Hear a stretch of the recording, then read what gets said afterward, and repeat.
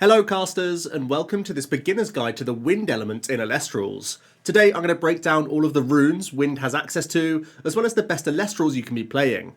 I'm also going to touch on the pros and cons of wind currently in the metagame, and discuss the best builds. There's a guide like this for every element in Elestrals on the channel, so if you find this video helpful, make sure you check out the others. But for now, let's give wind a whirl. Starting off with our Divine Rune then, we have Aeolus. When you cast this, you can enchant up to 4 wind spirits onto it, and you can disenchant 2 wind from this in order to search your deck for an Elestral with enchantment cost of wind and add it to your hand. Aeolus is spirit expensive, but it's a great way for us to access the exact wind Elestrals that we're looking for on specific turns. So we can react our opponent's board quite effectively, and it can also adapt our deck building to have lower counts of tech options, knowing we can find them for the right moments where they're helpful, without worrying too much about them being bricks in the list. The Stadium Rune Wind has access to is the Island of Aeolia, giving Elestrals +1 attack and +1 defense for each wind enchanting them. This is simply the same in every element, but this is the wind one. And the artifact rune that wind has access to is Bag of Winds. It costs 2 wind spirits to cast, and the empowered Elestral gets +2 defense, and cannot be targeted by opponent's runes. When Aeolus is enchanted and the empowered Elestral destroys an Elestral in battle, you can also target and destroy a rune. This is a strange artifact in that you don't get much of a buff stat-wise, but it's really powerful to protect yourself from runes. And at the same time, if you have the upside of Aeolus being in play, this card can get really out of control. Bag of Winds is definitely one of these artifacts to keep in mind if you are trying to build a strategy involving high spirit cost ascensions, where you want to protect them at all costs.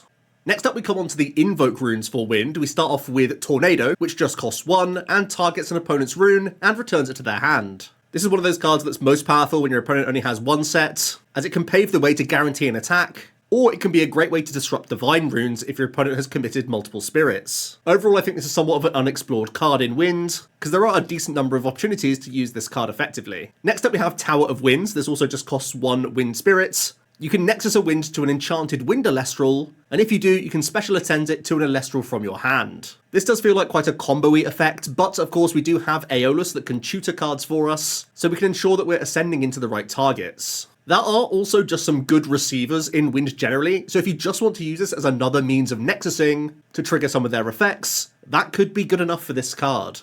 Almost like you're playing additional copies of Altar of Stars, but it's one that you can trigger on your turn. And then finally we have Sandstorm. It's a 1 wind, 1 earth invoke rune that reads, for each Elestral that is not earth enchanted, return it to its owner's hand if it's in defense position.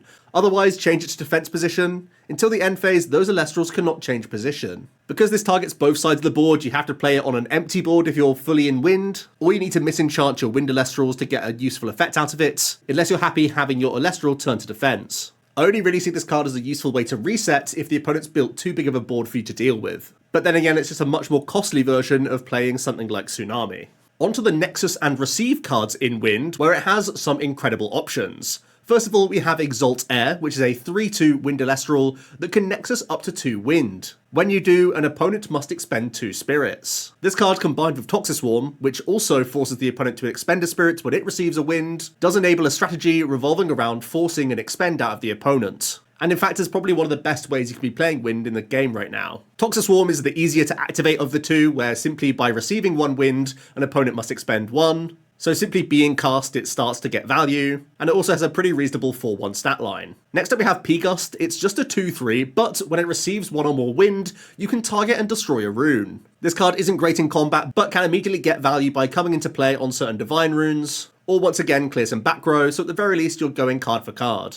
This may well end up being just a 1 or 2 of in your deck, knowing that you have the Aeolus to pull it out for when you need it. Then finally we have Nemesail. This is a fantastic healing option Wind has. It's a 3/1 body that allows you to return 2 wind spirits from your underworld to your deck when this Nemesail receives a wind spirit. So by simply coming into play, you're gaining a spirit back, and if you can combine this with Nexus synergy, you have a really potent healing card.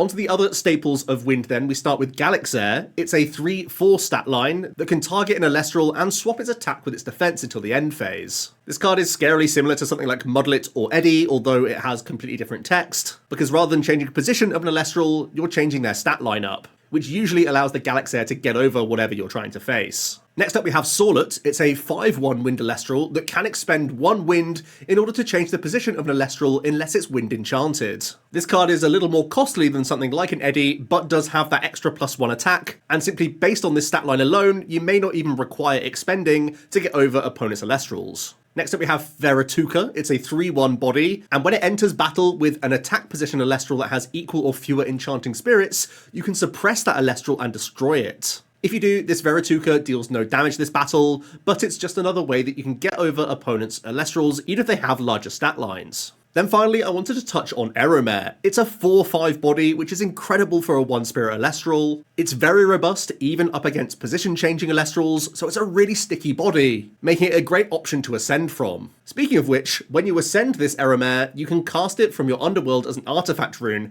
empowering the ascension with the effect the empowered Elestral cannot be targeted or destroyed by opponent's Elestral effects. It's not a huge amount of upside, but it can protect you against the likes of Boombat, which is really picking up in the metagame as of late. Personally, I think Aeromare is a criminally underrated card right now in the metagame, simply because a 4/5 stat line is ridiculous. Onto some of the most impressive ascensions that Wind has access to. We'll start off with Grypheus, which is a 5/3 Thunder and Wind Elestral. You can Nexus 1 Thunder or Wind from a Divine Rune, and when you do, you can special ascend this Grypheus to Voltempest from your hand or deck. Voltempest being a 2 Thunder, 1 Wind Elestral, which is a 13/10. You can disenchant a Thunder or Wind from this Voltempest to force an opponent to expend 3 spirits. And while Zeus is enchanted, this Voltempest cannot be targeted by opponent's card effects.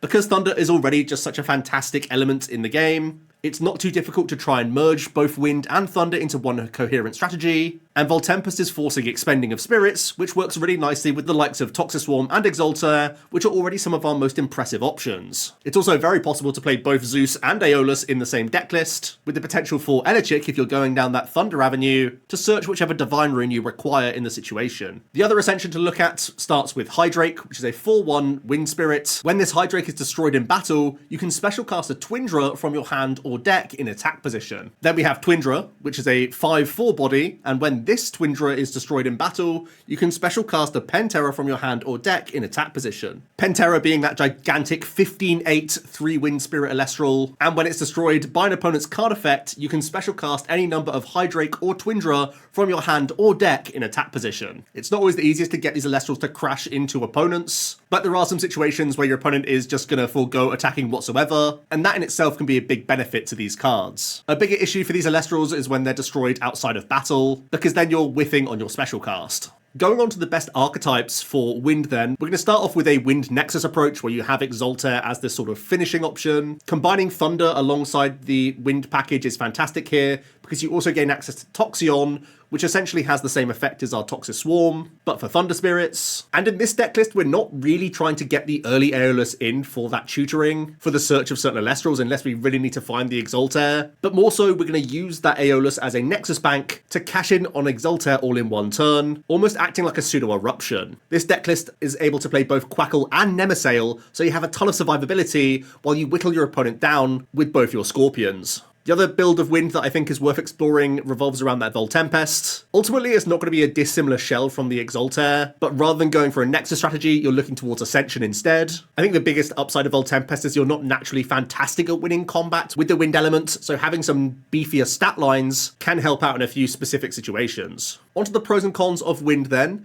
Wind has access to extremely powerful Nexus and Receive Elestral effects, all of which can be searched with Aeolus, so you can cash in on these effects when you need them, and especially with cards like Galaxair and Veretuka, we can find some good combat Elestrals if we have to get over a big threat on your opponent's board. The other main benefit of playing Wind right now is the combination of Tornado and P-Gust gives you some great control over your opponent's runes. And with recent hits to Lavalith and resting on your laurels, the metagame has shifted very aggressively towards higher counts of Stadium runes and Divine runes, so having this on-spot removal is really fantastic. The main issues of Wind right now is that the Elestrals themselves don't generate card advantage, or have particularly large stat lines. The likes of Galaxair and Veretuka are great at dealing with one Elestral, but your opponent can very easily just play another one on the following turn to get a response in. And when you're not generating natural card advantage, it's not great for you to constantly be trading into your opponent. And the main other issue is Aeolus. Even though it's a fantastic search searcher, it does force a large upfront spirit investment because of how costly its search is. So this becomes a terrible draw in the late game because you really can't get much value out of it unless you're enchanting something like 3 spirits at minimum for the search plus Nexus combo. There's going to be a link in the description below to a Cube Koga website, which has all of my most recent deck lists for a ton of archetypes in Elestrals, and I've imported all of the most influential Elestrals into this. So if you want to get reading and learning the overall card pool of the best cards of the game, that's a fantastic place to do it. Thanks so much for watching this video. Make sure to check out those other elements, and I'll see you soon for another video. Cheers.